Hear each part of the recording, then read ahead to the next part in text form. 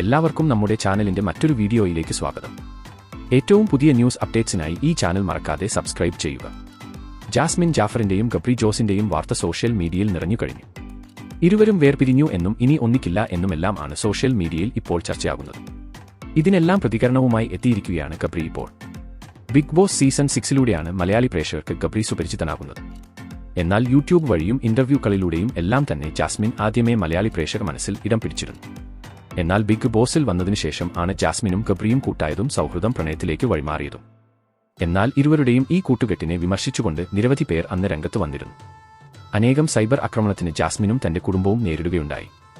ഇതിന്റെ പ്രധാനപ്പെട്ട കാരണം തന്റെ മുൻ കാമുകൻ അഫ്സലുമായുള്ള വിവാഹം ഉറപ്പിച്ചുവെച്ചിരിക്കുന്ന സാഹചര്യത്തിൽ ആണ് ജാസ്മിൻ ബിഗ് ബോസിലേക്ക് കടന്നു വന്നതും അതിനുശേഷമാണ് അംഗീകരിക്കാൻ സാധിക്കാത്ത രൂപത്തിൽ ഉള്ള തരത്തിൽ ആ കൂട്ടുകെട്ട് വളർന്നതും. പിന്നീട് ബിഗ് ബോസ് കഴിഞ്ഞതിനു ശേഷവും ഇരുവരും ഒരുമിച്ചു തന്നെയായിരുന്നു.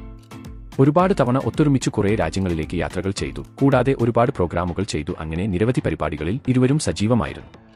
അതുപോലെ തന്നെ ഈ അടുത്ത് ഗബ്രിയുടെ സഹോദരിയുടെ വിവാഹ ചടങ്ങിൽ ഗബ്രിയുടെ കുടുംബം ധരിച്ച അതേ നിറത്തിലുള്ള വസ്ത്രം തന്നെയായിരുന്നു ജാസ്മിനും ധരിച്ചിരുന്നത്. ഇതെല്ലാം അവരുടെ പ്രണയത്തെ അത്രമേൽ ദൃഢപ്പെടുത്തിയിരുന്നതായി തന്നെ കാണിക്കുന്നതാണ്.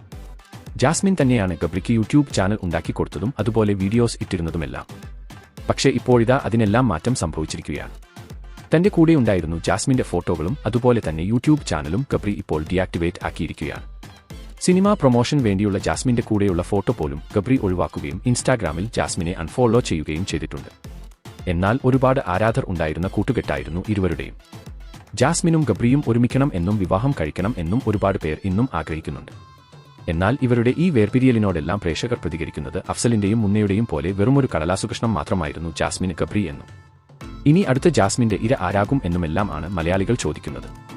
എന്നാൽ ഇതുവരെയും ഇതിനൊരു ഉത്തരവും ജാസ്മിന്റെ ഭാഗത്തു നിന്നോ ഗബ്രിയുടെ ഭാഗത്തു നിന്നോ ഉണ്ടായിട്ടില്ല. കാത്തിരിക്കാം ഇരുവരുടെയും തുറന്നു പറച്ചിലിനായി. അപ്പോൾ ജാസ്മിന്റെയും ഗബ്രിയുടെയും വേർപിരിയലിനെ കുറിച്ച് നിങ്ങളുടെ അഭിപ്രായം എന്താണ്? ഇരുവരും ഒന്നിച്ച് കാണാൻ നിങ്ങൾ ഇപ്പോഴും ആഗ്രഹിക്കുന്നുണ്ടോ? നിങ്ങളുടെ വിലയേറിയ അഭിപ്രായം താഴെ കമന്റ് ചെയ്യുക.